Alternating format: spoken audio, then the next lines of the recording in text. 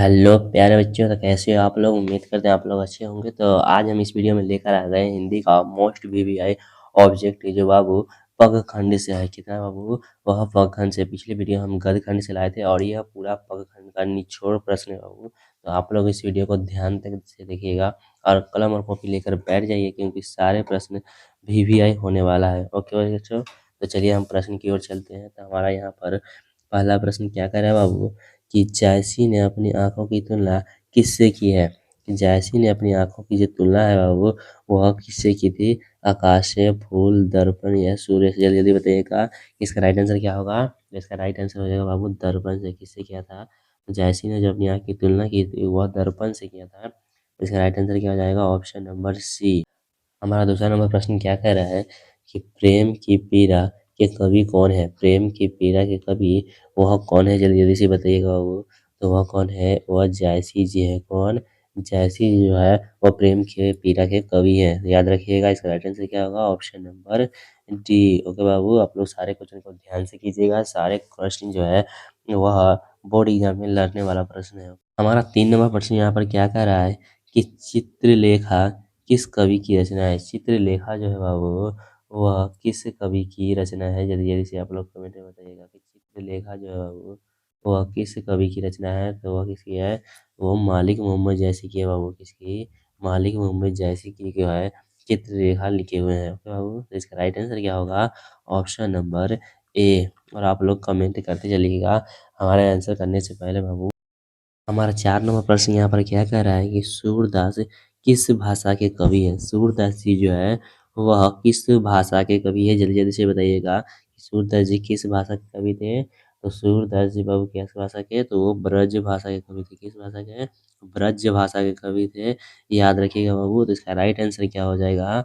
Option number सी। Okay, हमारा 5 number प्रश्न यहाँ पर क्या कह रहा है कि मीरा अपना प्रियतम किसे मानता था। मीरा जो है अपना प्रियतम ये किसे मानती थी? फटाफट से कमेंट कीजिएगा। जो मीरा जो है अपनी प्रियतम किसे मानती थी? तो वह मानती थी किसे बाबू? कृष्ण को। किसको मानती थी बाबू? कृष्ण को जो है अपना प्रियतम मानती थी। आप लोग याद रखिएगा। तो 5 नंबर का हमारा राइट आंसर क्या हो जाएगा? Option number B. हमारा 6 नंबर प्रश्न यहाँ पर क्या कर रहा है कि भगवान श्री कृष्ण किस कवि के पूज्य थे। भगवान श्री कृष्ण जी जो थे वह किस कवि के पूज्य थे। जल्दी जल्दी से आप लोग कमेंट कीजिएगा कि भगवान श्री कृष्ण किस कवि के पूज्य थे। तो वह थे सूरदास के। किसके बाबू? वो सूरदास के पूजने थे। तो इसका राइट आंसर क्या होगा? ऑप्शन नंबर डी इसका राइट आंसर हो जाएगा। आप लोग सारे प्रश्न ध्यान से करते चलिएगा। सारे प्रश्न मोस्ट पीपीआई है जो बोर्ड एग्जाम में आप लोगों को देखने को मिलेगा। हमारा 7 नंबर प्रश्न यहाँ पर क्या कर रहा है कि तुलसीदास के दीक्षा गुरु कौन थे। तुलसीदास की जो थे वह दीक्षा गुरु कौन थे। तो कौन थे बाबू? आप लोगों को पता होगा वो थे नरहरिया दास। कौन था बाबू? नरहरिया दास जो था वो तुलसीदास जी का दीक्षा गुरु थे। ओके, तो 7 नंबर का हमारा राइट आंसर क्या हो जाएगा? Option number B. हमारा 8 नंबर प्रश्न यहाँ पर क्या कह रहा है बाबू कि रामचरितमानस निम्न में से क्या है। रामचरितमानस जो है बाबू वह निम्न में से क्या है? तो वह है महाकाव्य है। क्या बाबू? महाकाव्य है। रामचरितमानस क्या है? महाकाव्य है एक। ये आप लोग याद रखिएगा। इसका राइट आंसर क्या हो जाएगा? Option number B. तो हमारा 9वां नंबर प्रश्न देखिएगा यहाँ पर क्या कर रहा है कि तुलसीदास कैसे कवि माने जाते हैं। तुलसीदास जी जो है बाबू वह कैसे कवि माने जाते हैं। जल्दी जल्दी से बताइएगा। तुलसीदास कैसे कवि माने जाते हैं। आप लोगों को पता होगा कि तुलसीदास जी है बाबू वो कैसे कवि माने जाते हैं। तो वह एक समाजवादी कवि माने जाते हैं। क्या बाबू? सामान्यवादी। समाजवादी नहीं बाबू, सामान्यवादी कवि माने जाते हैं। तो इसका राइट आंसर क्या होगा? Option number D. आप लोग नोट कर लीजिएगा। ओके बाबू, हमारा 10 नंबर प्रश्न यहाँ पर क्या कह रहा है विनय पत्रिका की भाषा है। विनय पत्रिका की जो भाषा है बाबू वह कौन है। जल्दी जल्दी से कमेंट में बताइएगा कि विनय पत्रिका की जो भाषा है बाबू वह कौन है। तो वो है अंतर्वेदी ब्रज भाषा। क्या बाबू? अंतर्वेदी ब्रज भाषा जो है वो विनय पत्रिका की भाषा है। 10 का राइट आंसर हमारा क्या हो जाएगा? ऑप्शन नंबर ए इसका राइट आंसर हो जाएगा। ओके बाबू, हमारा यहाँ पर देखिएगा 11 नंबर प्रश्न क्या कर रहा है कि छप्पे के अनुसार सबके हित का वचन कौन कहता है। छप्पे के जो अनुसार है बाबू वो सबके हित का वचन कौन कहता है। जल्दी जल्दी से बताइएगा। तो इसका राइट आंसर क्या होगा बाबू? वो कबीर। कौन कहता है बाबू? कबीर कहता है। तो इसका राइट आंसर क्या हो जाएगा बाबू? ऑप्शन नंबर बी इसका राइट आंसर हो जाएगा। ओके, आप लोग अपने कॉपी में नोट करते चलिएगा अगर आप लोगों को नहीं पता हो तो। यहाँ हमारा अगला नंबर प्रश्न देखिएगा क्या कर रहा है कि भक्तमाल के रचयिता कौन है? क्या बाबू? भक्तमाल के जो रचयिता है वो वह कौन है? तो वह कौन है बाबू? वह है नाभादास। कौन है बाबू? वह नाभादास जी जो है भक्तमाल के रचयिता है। तो इसका राइट आंसर क्या होगा? Option number C. क्या बाबू? ऑप्शन नंबर सी इसका राइट आंसर हो जाएगा। हमारा 13 नंबर प्रश्न यहाँ पे क्या कह रहा है कि शिवराज भूषण ने कितने अलंकारों का निरूपण किया है? शिवराज भूषण जी जो है बाबू वह कितने अलंकारों का निरूपण किए हैं? कितने किए थे बाबू? वह किए थे 105। कितना? 105। ओके बाबू, याद रखिए कितना है? 105। इसका राइट आंसर क्या हो जाएगा? Option number B. हमारा 14 नंबर प्रश्न यहाँ पर क्या कह रहा है कि भूषण ने किस रस का प्रमुखता दी है? भूषण ने जो है वह किस रस को प्रमुखता दी थी? तो किस रस को आप लोगों को पता होगा, पिछले वीडियो में हम आप लोगों को बताए हुए हैं कि भूषण ने किस रस को प्रमुखता दी थी। तो वो था वीर रस। क्या बाबू? तो वीर रस को प्रमुखता दी थी। इसका राइट आंसर क्या हो जाएगा? ऑप्शन नंबर बी इसका राइट आंसर हो जाएगा बाबू। हम आप लोगों को पिछले वीडियो में बताए हुए हैं। ओके बाबू। हमारा 9 नंबर प्रश्न यहाँ पर क्या कह रहा है कि मौ का उच्चारण स्थान क्या है? मौ। क्या बोल रहे बाबू? मौ का जो उच्चारण स्थान है बाबू वह क्या है? तो वो होगा हमारा बाबू ओठ। क्या होगा बाबू? ओठ। मौ का जो उच्चारण होता है बाबू वह ओठ के जरिए होता है। आप लोगों को पता होगा कि मौ का उच्चारण क्या होगा? मौ जो हम शब्द बोलते हैं बाबू वह कहाँ से निकलता है बाबू? कहाँ से निकलता है मौ जो हम बोलते हैं? तो ओठ के जरिए निकलता है। क्या बाबू? ओठ के जरिए निकलता है। इसलिए इसका राइट आंसर क्या हो जाएगा बाबू? ओट इसका राइट आंसर हो जाएगा ऑप्शन नंबर बी इसका राइट आंसर हो जाएगा बाबू, ऑप्शन नंबर बी। अगला नंबर प्रश्न हमारा देखिएगा कि भूषण किस काल के कवि है? भूषण है जो है बाबू वह किस काल के कवि है? तो भूषण थे बाबू रीति काल के कवि। किस काल के बाबू? तो वह थे रीति काल के कवि। आप लोग याद रखिएगा। इसका राइट आंसर हो जाएगा ऑप्शन नंबर बी रीति काल। हमारा 17 नंबर प्रश्न यहाँ पर क्या कह रहा है बाबू कि तितली उपन्यास किनकी रचना है? तो तितली उपन्यास जो है बाबू वह किनकी रचना है? फटाफट से आप लोग कमेंट कीजिएगा कि तितली उपन्यास जो है बाबू वह किनकी रचना है? तो आप लोगों को ये पता होगा किनकी रचना है। वह जयशंकर प्रसाद की रचना है। किनकी बाबू? जयशंकर प्रसाद की रचना जो है वह तितली उपन्यास है। तो इसका राइट आंसर क्या होगा बाबू? ऑप्शन नंबर बी जो है इसका राइट आंसर हो जाएगा। आप लोग याद रखिएगा क्या होगा बाबू? ऑप्शन नंबर बी इसका राइट आंसर हो जाएगा। चलिए नेक्स्ट प्रश्न की ओर। हमारा अगला प्रश्न यहाँ पर क्या कर रहा है बाबू देखिए ध्यान से कि जयशंकर प्रसाद किस वाद से संबंधित रचनाकार है? जयशंकर प्रसाद जी जो है वह किस वाद से संबंधित रचनाकार है? जल्दी जल्दी से आप लोग कमेंट में बताइएगा किस वाद से संबंधित रचनाकार है। तो वह है बाबू छायावाद। क्या बाबू? छायावाद से संबंधित रचनाकार है। इसका राइट आंसर क्या हो जाएगा? Option number B. यह बोर्ड एग्जाम में पूछे जाने वाला सवाल है बाबू, तो आप लोग इसको ध्यान से देखते चलिएगा। ओके, तो हमारा 19 नंबर प्रश्न यहाँ पर क्या कह रहा है बाबू कि गुलामी का नशा नामक नाटक के लेखक कौन है?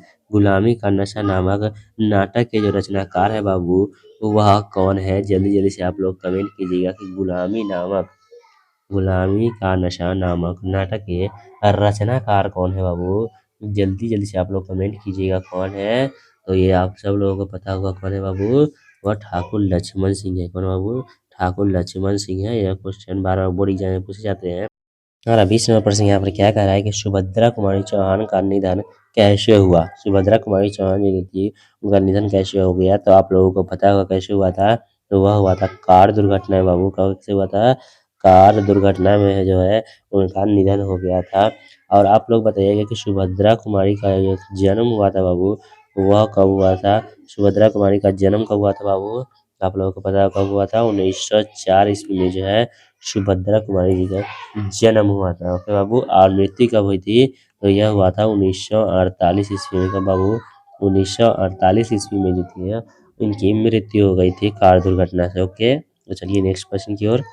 हमारा 21 नंबर प्रश्न यहाँ पर देखिएगा और ध्यान से देखिएगा। यह क्वेश्चन बार बार बोर्ड एग्जाम में पूछे जा रहे हैं कि कवियों के जो कवि थे उन्हें किन्हें कहा जाता था? कवियों के कवि किन्हें कहा जाता है? ये सब लोगों को पता होगा कि ये कहा जाता है शमशेर बहादुर सिंह। नाम भी है सही, शमशेर बहादुर सिंह, जिनको कवियों के कवि माना जाता है। तो इसका राइट आंसर होगा बाबू ऑप्शन नंबर ए इसका राइट आंसर हो जाएगा। आप लोग ध्यान से करते चलिएगा।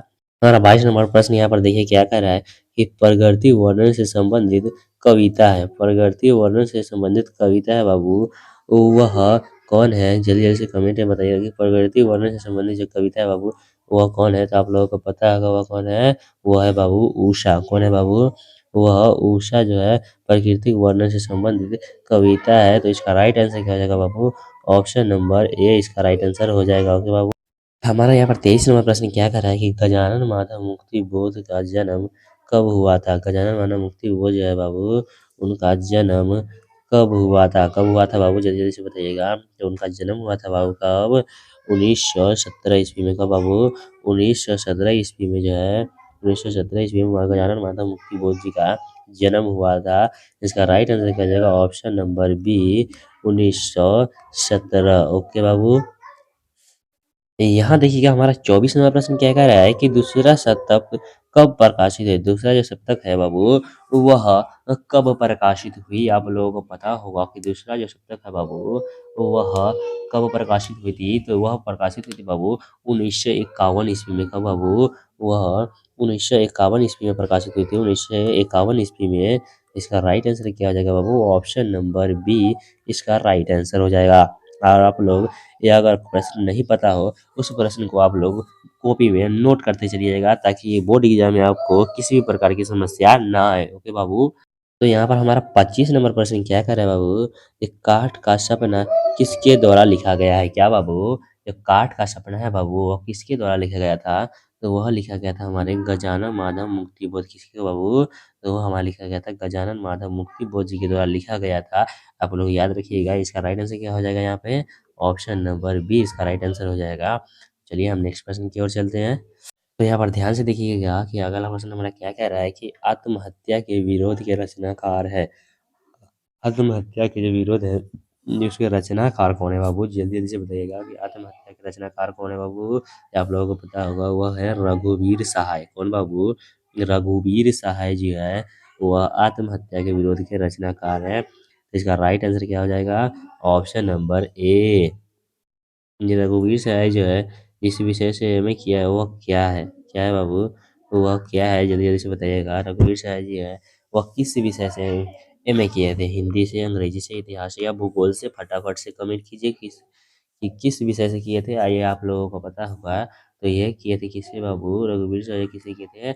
वह अंग्रेजी से किए थे बाबू। किसे? अंग्रेजी से किए थे। आप लोग याद रखिएगा कि रघुवीर सहाय जो है वह एमए किससे किए थे? तो वह अंग्रेजी से किए थे। तो इसका राइट आंसर क्या हो जाएगा? Option number B. हमारा अगला प्रश्न यहाँ पर क्या कर रहा है बाबू? ध्यान से बताइएगा कि नौकरी की कमीज उपन्यास है, मतलब नौकरी की जो कमीज है बाबू, वो वह किनकी लिखी गई है? जल्दी जल्दी बताइएगा। तो वो लिखी गई है बाबू विनोद कुमार शुक्ल। क्या होगा बाबू? वो हो जाएगा यहाँ पर विनोद कुमार शुक्ल जो है, वो लिखे हुए हैं नौकरी की कमीज। ओके बाबू। इसका राइट आंसर क्या हो जाएगा? ऑप्शन नंबर बी इसका राइट आंसर हो जाएगा। ओके। हमारा 29 नंबर प्रश्न यहाँ पर देखिएगा ध्यान से बाबू कि अशोक वाजपेयी जी का जो था वह जन्म कब हुआ था बाबू? अशोक वाजपेयी जो थे, उनका जन्म कब हुआ था? फटाफट से बताइएगा आप लोग। तो उनका जन्म जो हुआ था बाबू, वह कब हुआ था? 16 जनवरी 1941। कितना बाबू? 16 जनवरी 1941 ईस्वी को अशोक वाजपेयी जी का जन्म हुआ था। तो इसका राइट आंसर क्या हो जाएगा यहाँ पे? Option number A.